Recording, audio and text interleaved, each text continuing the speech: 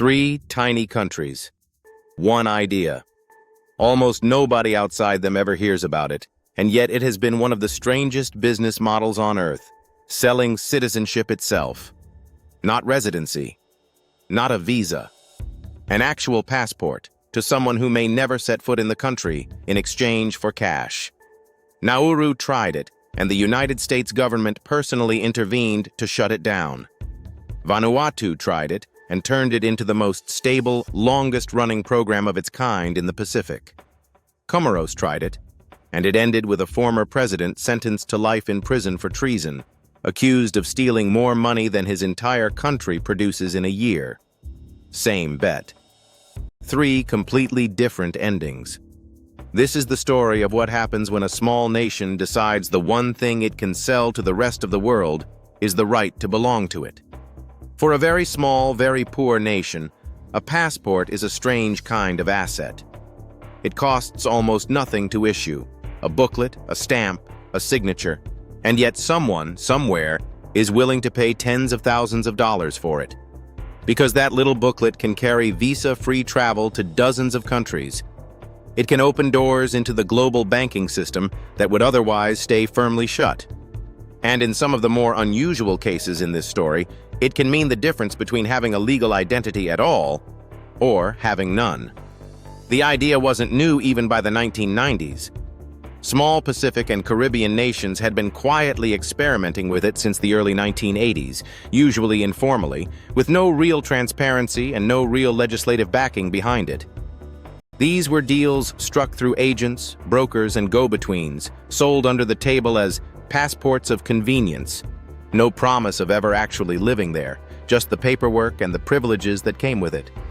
For a government with almost no natural exports, no meaningful tax base, and a shrinking population, it looked like the closest thing to free money that existed anywhere in international finance.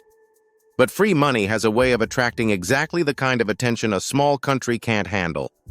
And nowhere does that show up more clearly than in the first nation to really push this idea to its limit. Nauru, the same tiny Pacific nation that had already gambled its entire economy once before on phosphate mining, stripping its own landscape bare to sell fertilizer to the world, placed a second enormous bet in 1998. This time, the resource being sold wasn't dug out of the ground. It was legal identity itself. Nauru began selling what it officially called economic citizenship. The buyers were mostly wealthy individuals from Hong Kong, and the entire operation ran through a single exclusive agent based in Washington, D.C., a country literally on the other side of the planet from Nauru itself, coordinating who got to become a citizen of it. The price ranged from around $15,000 to as much as $50,000 per passport, depending on the package. And it worked, at least by the narrow measure of bringing in cash. Over the next several years, roughly 1,000 passports were sold, at somewhere around $11,000 each. Add that up across the years the program ran, and it came out to something like 8% of Nauru's entire gross national product every single year, from nothing but selling the right to say you were Nauruan. But here's the part that made the whole scheme collapse. Almost nobody was checking who these buyers actually were, or why. Specifically, someone would want a Nauruan passport instead of any other country's. In a world that hadn't yet fully reckoned with how thin these programs were, that lack of scrutiny didn't matter much, until it suddenly did. In the years following the September 11th attacks, when governments across the world were scrambling to trace how terrorist networks moved money and people across borders, U.S. officials grew seriously alarmed. Their concern: individuals connected to terrorism had reportedly managed to obtain Nauruan passports through exactly this program. For a country as small and as dependent on outside goodwill as Nauru, being flagged this way by the United States wasn't a minor diplomatic headache. It was existential. Washington applied direct, sustained pressure on Nauru's government to shut the entire program down. And it ended in one of the strangest, almost darkly poetic footnotes of this whole story. Nauru's own president signed the executive order to stop the citizenship sales while he was lying in a hospital bed in New York, on what would turn out to be his deathbed. Whatever money the scheme had brought in over those few short years, it clearly wasn't worth being permanently marked as a national security liability by the most powerful country on Earth. The program that had briefly propped up nearly a tenth of Nauru's economy folded almost as quickly as it had begun.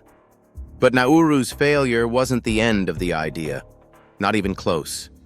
Two other nations were about to run the exact same experiment on the exact same premise, and the results could not have been more different from each other.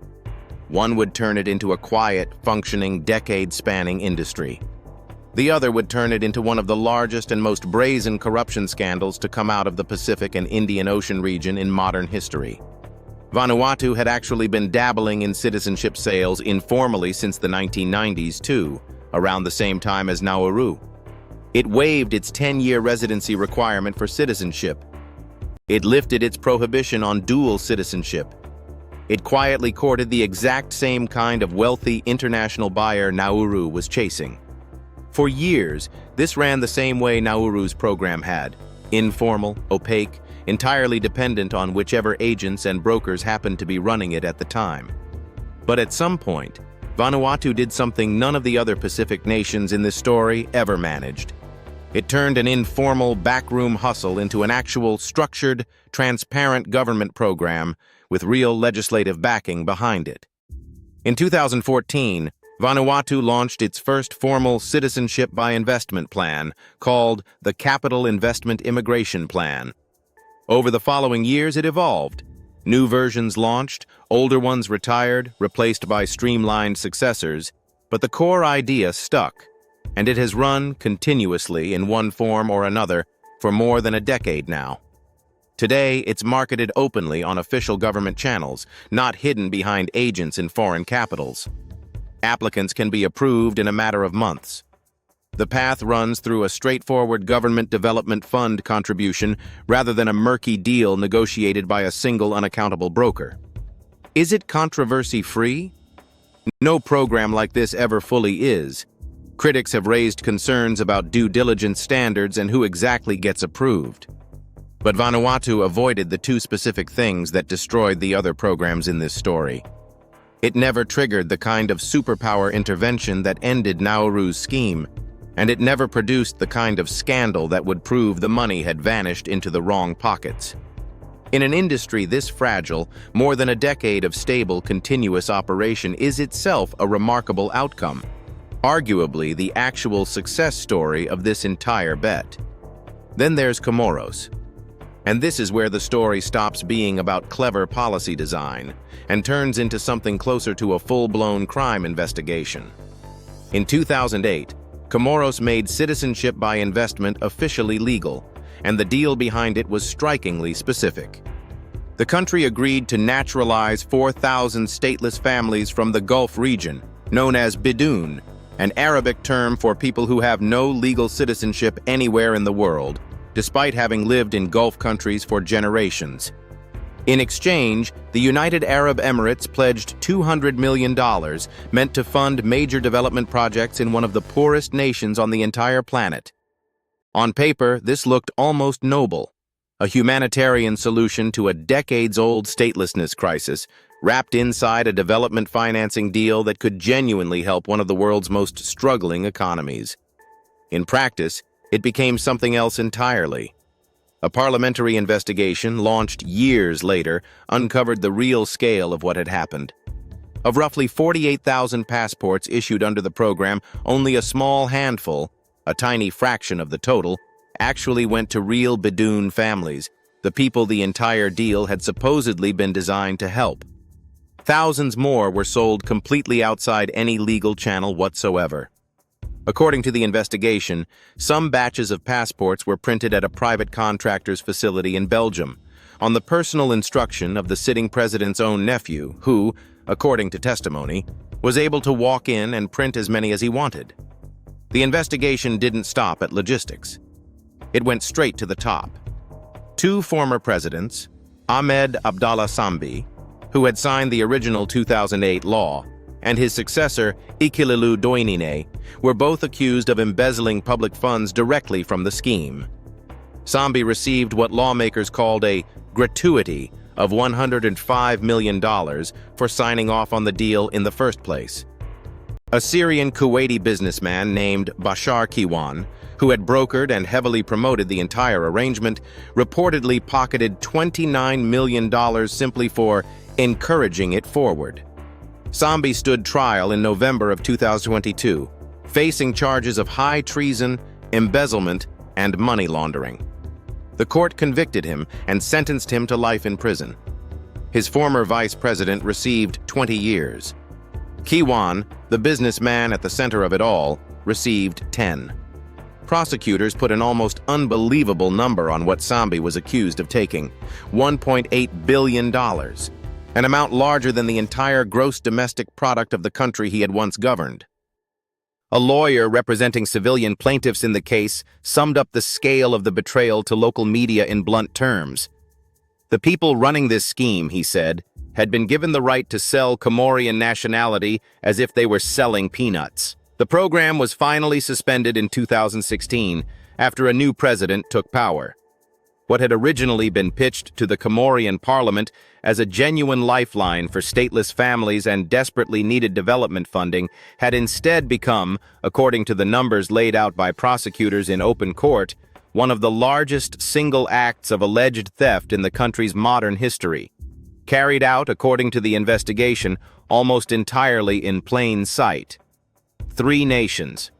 One idea: that a passport is worth more to a stranger, somewhere in the world, than it costs a government to print one. Nauru tested that idea recklessly, got flagged as a national security concern by the most powerful country on Earth, and folded within a few short years. Vanuatu built the exact same idea carefully into an actual functioning institution, and it's still running today, more than a decade later, without a scandal that's ever brought the whole system crashing down. Comoros ran the same idea through the hands of the very people who were supposed to be trusted with it the most.